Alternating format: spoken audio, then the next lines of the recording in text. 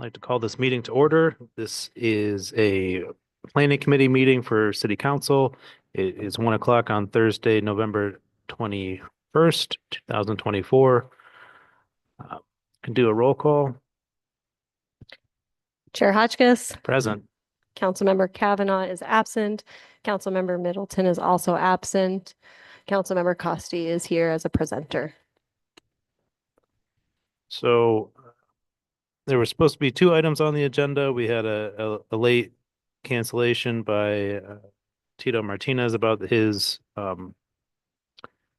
zoning change. So we're not going to be able to do that on this at this meeting, but our first item is the request for legislation 24-217. This was submitted by Councilmember Costi. It's an ordinance to amend section 265 of the code. So, Councilmember Costi, would you like to again give us some background about your resolution here, your RL? Sure. So currently in the city charter, there's no mandatory minimum fine for code violations. So my whole goal with this is to create consistency with code violations in the city charter. The main emphasis of this is designed to come after repeat offenders who have multiple health and safety violations. So landlords not taking care of their property, letting people live in their property that's not safe, it's not up to code. Our city uses a ton of resources on these repeat offenders and we get nothing in return. So I believe having a minimum fine will allow the judges the power to enforce a fine. So we're not just wasting time there. And I also think this will help deter violations and hold these people accountable who continue to violate code in the city charter. Gotcha. I don't love the language about like nothing in return because I generally think of like fines as it's not supposed to be a revenue generating item, but rather than a deterrent. So I think that's also what you're trying to achieve. But yeah, and I've had different discussions with code specifically that the often even if there is a fine and it gets paid off, it's easier for landlords to pay a fine rather than fix the actual code issue and just like continue to repeat paying a small fine rather than maybe do a necessary $10,000 repair. But if we introduce an escalating fine structure for repeat offenders, which I think is what this is aimed at, I think that would change the economics and change the dynamics that code has with certain repeat offenders or just a little laissez-faire landlords. And I've talked with code too. They're all on board with this. They think, like you said, it'll be a deterrence for people that keep repeating these offenses. So yeah, my other thought was we have another proposed change to how code operates that has been coming through CDAC that is driven through I mean, don't quote me on this, but it's my understanding is that there's if we make up how code HUD will fund personnel. I think my mic keeps coming in and out, so it's like so there's another proposal to change like the operation.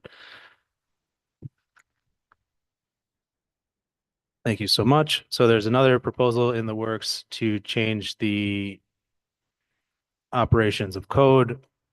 And again, I think it's something that council, a lot of people hear from constituents that like code isn't as effective as they'd like it to be. And there's a lot of complaints around that. So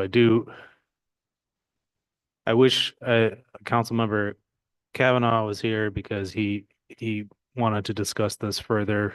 And it was kind of the driving force for putting it to committee. But I don't know. I think I'm not super opposed to what you have here so far, but I still think that it's part of a larger conversation around how code can like change their operations for the benefit of the city. The other piece that is kind of challenging and which I view as a hurdle for how city council operates is like there has to be, for changing operational items throughout the city, there has to be buy-in from like the executive and from the department for it really to take effect. And if you have that, then that's a benefit.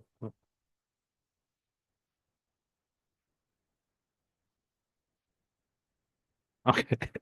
So since there are a couple different items around code and like how this might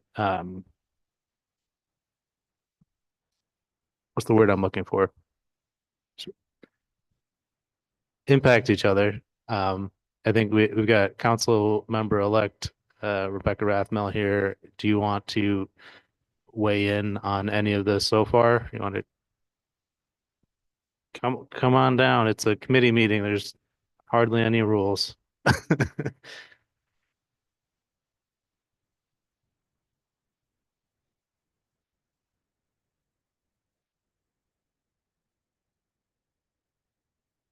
Okay, so first to the CDAC proposal. So just succinctly, that proposal to restructure code operations would change the jurisdictions of existing officers, adjusting their areas that they cover so that all of their activities, or at least most of their activities, could be funded through CDBG dollars. So code activities are eligible activities within CDBG funding within that bucket. But right now, only half of code enforcement activities are funded through CDBG purely because we're only asking for 50%. But if we adjust the jurisdictions to identify specific officers for entirely low income and distressed areas, then we can maximize the CDBG allocation. So can you expand further on what you mean by jurisdiction? So the areas that each code enforcement officer focuses on. So if you put more people towards are made, not necessarily more people, although I think it's likely that we could use one or two more officers for sure. But if we adjust their jurisdictions, right now they're all over the place. They have set jurisdictions, but they're not defined by particular areas. And to be eligible for CDBG activity and reimbursement, it has to be a low-income area that is distressed within HUD criteria. So if we adjust their jurisdictions so that they're focused 100%, not all of them would be, but we could increase the reimbursement from CDBG dollars for those code activities. Would that reimbursement be like their salary reimbursement or?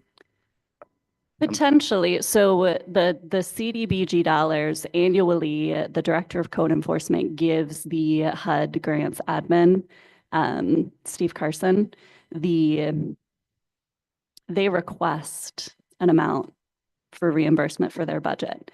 And the code officers aren't actually monitoring or tracking their locations. Steve has to go in and do that by geocode every year to determine what's actually eligible. So the proposal would be that we adjust the jurisdictions so that that at least a handful of them are entirely CDBG eligible areas, and then we can request more reimbursement from CDBG dollars. And it's salary. There are other eligible activities like training, supplies within code activities. But again, right now, we're not maximizing the opportunity to request more from that HUD bucket.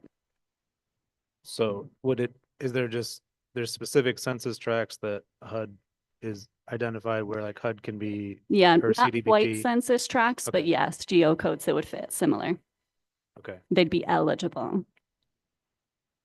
So what I'm understanding from what you're saying, it doesn't really interfere or conflict with what Councilmember Costi is presenting. It's just No, a better funding opportunity. it's related but separate. The resolution in particular, there are 13 sections currently within Chapter 265 for code that do have minimum penalties outlined. And then there are a handful of subsections that, even though they're not defined as within the minimum penalty section, also outline minimum penalties. So I think there's also a tiered structure for repeat offenders already in the penalty section. So I guess I'm not sure where you're pulling there not being minimum penalties or not already being a tiered structure.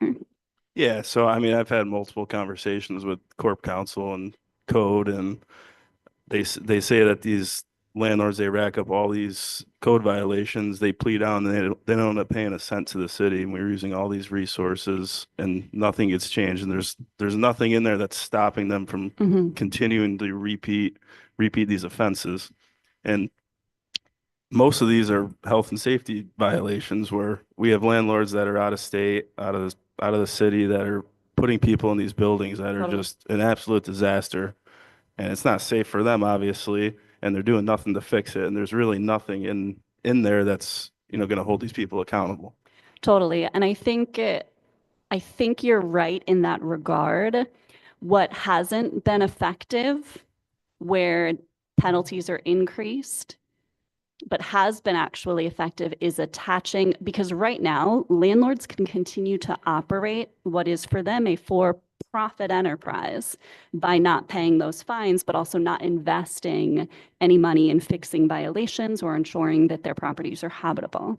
I'm headed up to housing court right now, Steve Ritter, who has, as far as I'm aware, 320 plus code pages of code violations that I've not made my way all the way through, can still operate as a landlord, as a property owner, without accountability. The most effective way to ensure accountability is to attach their capacity, their actual ability to operate that business with the violations. So by implementing a license, an inspection and licensing program to where their license to continue to take rent and get profit from providing uninhabitable conditions is connected to making sure that those violations are taken care of. That's the broader, I think, like, I totally agree that they're health and safety issues and they need to be addressed, but I don't think this is as comprehensive as it would need to be to actually see an effective response. We have the lockdown law in the city charter, though. Wouldn't that be the same thing though with, like you were saying, shutting down their property after a certain amount of violations? I know there's a place on Broome Street that was shut down a few months back. There's been other ones too. There's a case right now, to Beethoven, I believe, that is supposed to be under lockdown, but the landlord has still not made, and we're at over a year now, still has not made any efforts to fix the property, to fix the sewage that is running through and out into the street. Like there's the lockdown law exists, but it still has not proven effective. Like the effort needs to be made, yes, but we've got to be making efforts that have demonstrated efficacy elsewhere. And minimum penalties, again, though I hear you, and theoretically there's an element that makes sense, but until we actually connect it to them being able to extract profit without investing any money, those fines are going to continue to go unpaid. And ultimately, it's all up to the judge's jurisdiction anyway. And that adds an entirely subjective, not that our judges aren't good, but that adds another subjective level to it. And it still requires our code attorney to litigate every single violation that goes, I mean, there are 30 a week. If there's a mandatory minimum in the charter, though, then it gives the judge the power to enforce a fine. There are already mandatory minimum penalties. Not for every single code violation. Sure, but for, I mean, 15 plus, and those are still going ignored. I love that code's on the table. Like, don't get me wrong. The fact that we're having a conversation about code, we're about 2 decades late. So it's fantastic that there's a resolution being considered. I just don't think it's going to get us to where we would want to get as a city. I'm not saying this is a end all be all thing. I just think talking with code and talking with the lawyers, I just think it's a good start for deterrence. That's why I wanted to bring it to the table and at least have the conversation. I can appreciate that. I also, I mean, since we're discussing different like broader strategies, and I agree that there are different punitive measures, which make sense. And whether it's like if you have outstanding code violations, you can't collect rent. I think that one would be controversial, but I've heard of it before, and I know it's been implemented somewhere. But then I've heard the proposal of it. If there's outstanding code violations across your portfolio of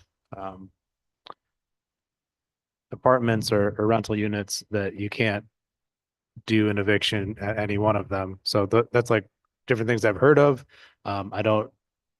Those aren't on the table right now, but then I have also heard of like incentive structures, and I don't think we've ever really discussed that. And if that would be a motivating factor to also help move in a positive direction, because I think there's more than one way to skin a cat, kind of, and despite that expression being kind of strange, I think there's a lot of opportunity to explore both ends of that spectrum, and I'm willing to like see what else is out there. But I think the only thing I would add for any voluntary incentive is that it's never the responsible landlords who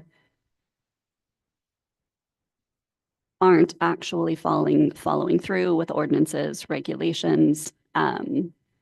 It's the irresponsible landlords who would not be compelled. And again, historically, demonstrably, if we look at what's effective elsewhere, incentives and any voluntary component isn't compelling to the landlords that we would hope to be targeting.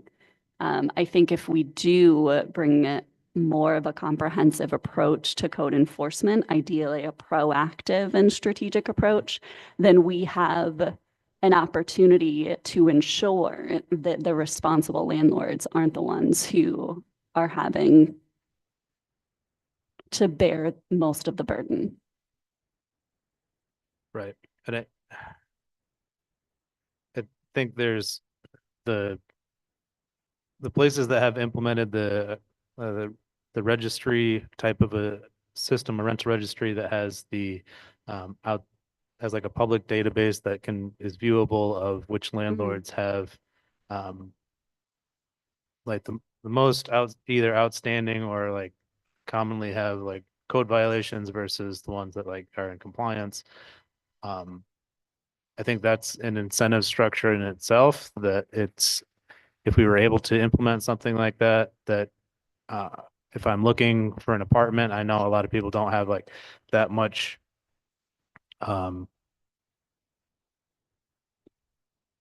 what's the word I'm looking for? But there's not that much choice really. Not a There's resource, there's yeah. not that much, Mhm.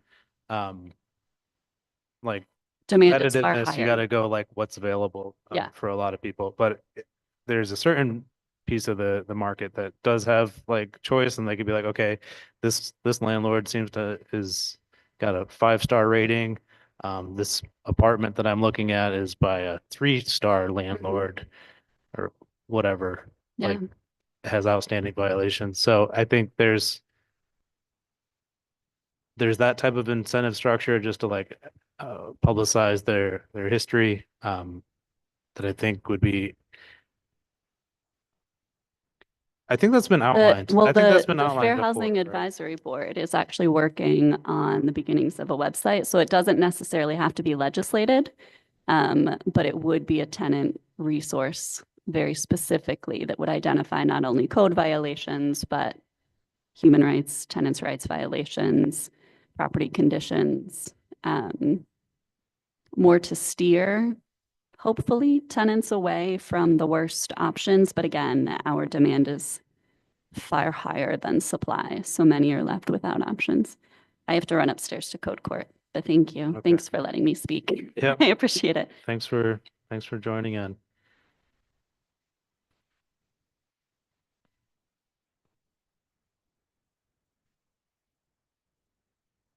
I don't know how much else I have for you. I'm good if you are. Sure. Hey, come on down. So joining us is Tom Costello, a former director of code, who I'm sure has a lot of expertise on the area, specifically in Binghamton. So I think it's.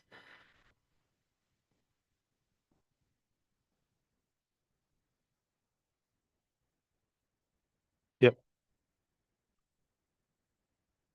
Is your mic on right now? Can you hear it now? I would like to come back more formally at another date Mhm. to just share some thoughts about some of the topics Rebecca was addressing. But one thought I wanted to share with you is that after 10 years of code enforcement in the city, punitive measures don't work. And they don't work because they have to go through the court system. And that just takes a really long time. And there's in most cases, you have the opportunity to ask for a trial. And the trial calendar, when I was still in service, was over 6 months up to a year just to get a trial date. And landlords, like some of the names that were mentioned by Rebecca, that's part of their business model, is to just ask for a trial and then game the system. And as she said, the courts frequently don't fine in amounts that really are deterrents. That's my observation after 10 years. I'm not saying they shouldn't be there, and I'm not saying that we shouldn't maintain that system, but what I've advocated for is shifting some of the property maintenance issues into a law that's not part of the New York State Uniform Fire Code law. And the reason for that is if you move it out of that blanket, out from underneath that legal framework, you might be able to accomplish some of the issues that I've heard about with property maintenance. Not necessarily what Rebecca was talking about, but things like garbage, trash, those types of issues that are more relative to what they call quality of life issues than code issues. One thing in particular about the code that I don't think is understood is that it's not a punitive code. When you go to code training, the code instructors from Albany will tell you this is not a punitive law. this law is to provide safety, and so we're always looking for mitigation over punishment.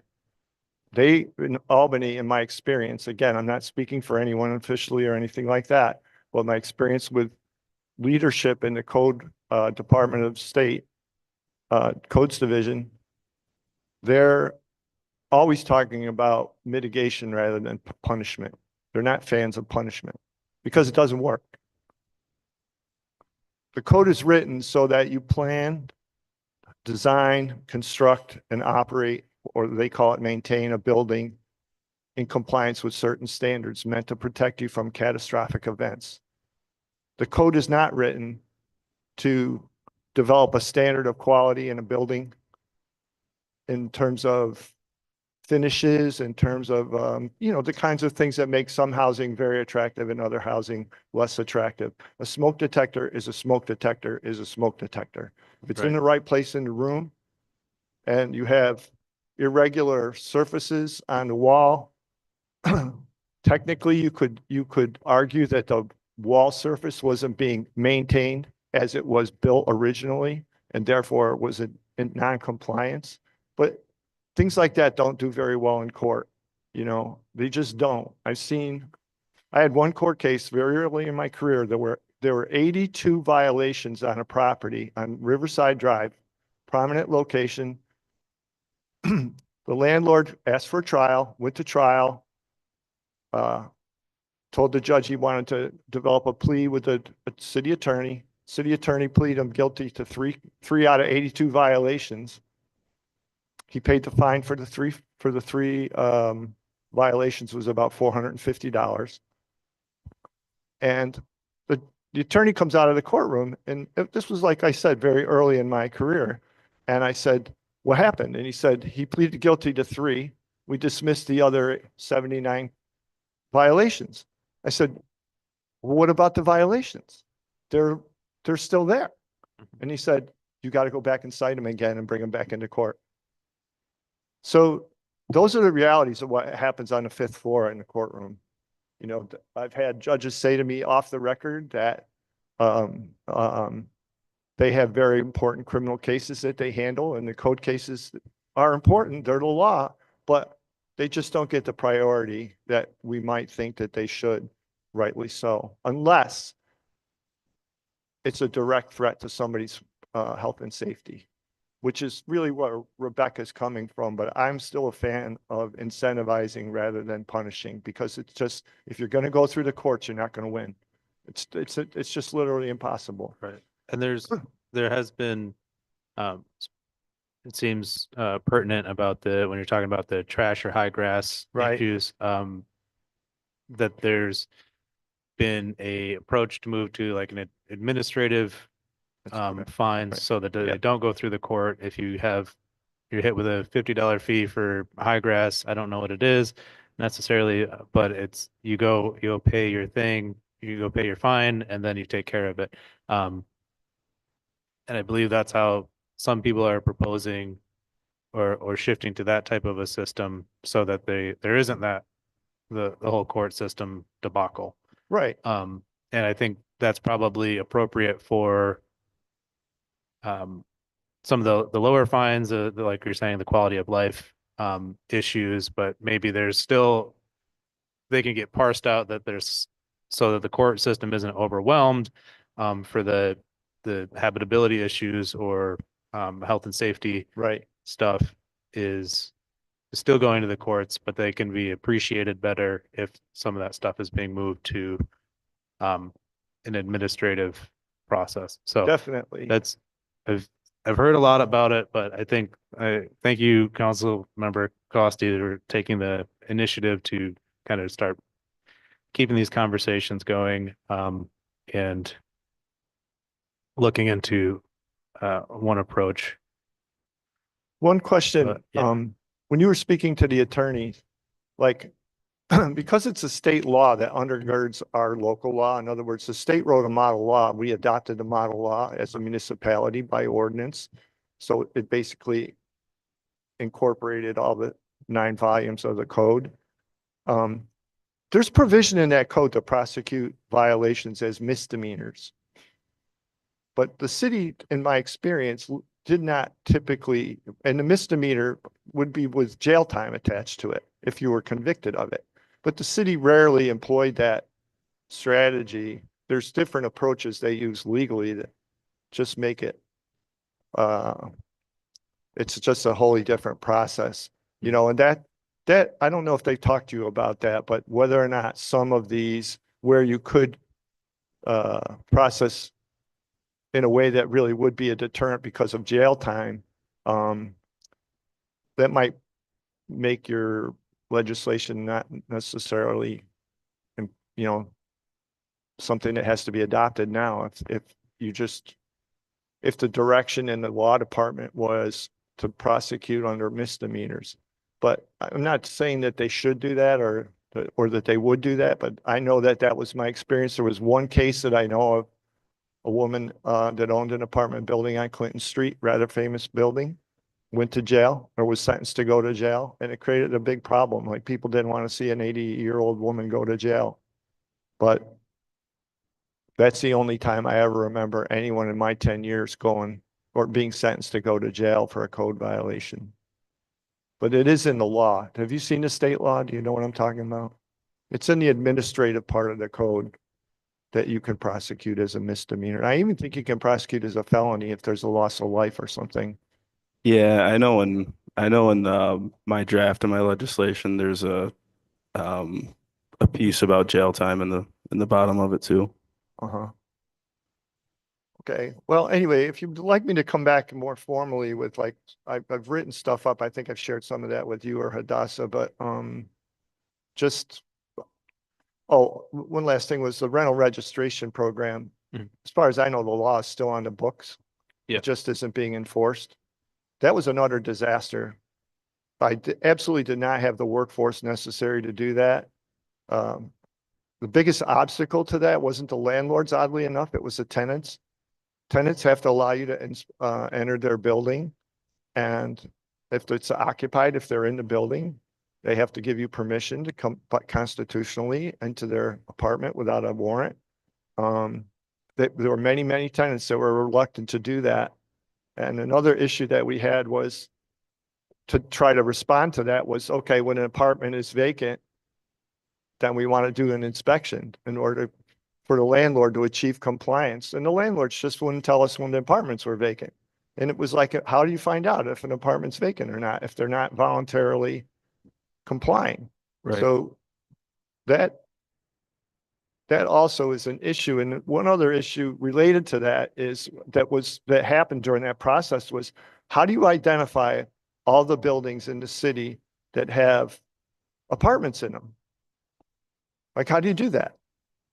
And I can tell you that I would bet that 50% of the student housing that's not the large format housing like 20 Holly Street, but the just converted houses on the west side, I would guarantee you that over half of that, there are more tenants in those apartments than are on the record, if you will.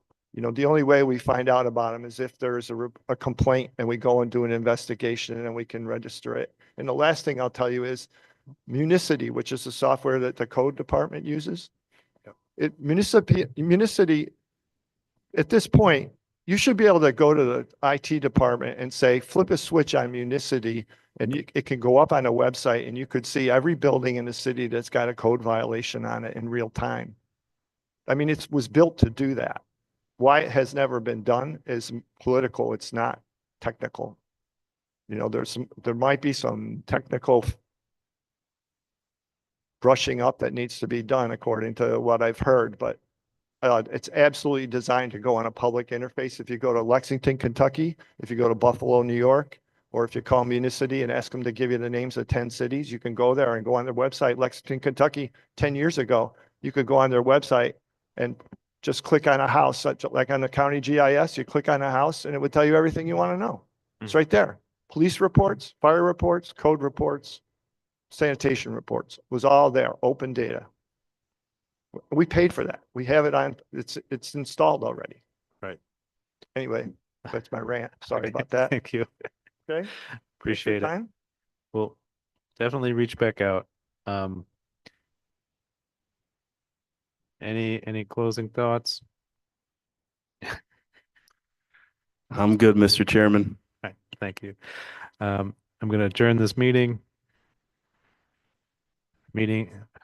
That's all. That's all I have to do is say it's adjourned.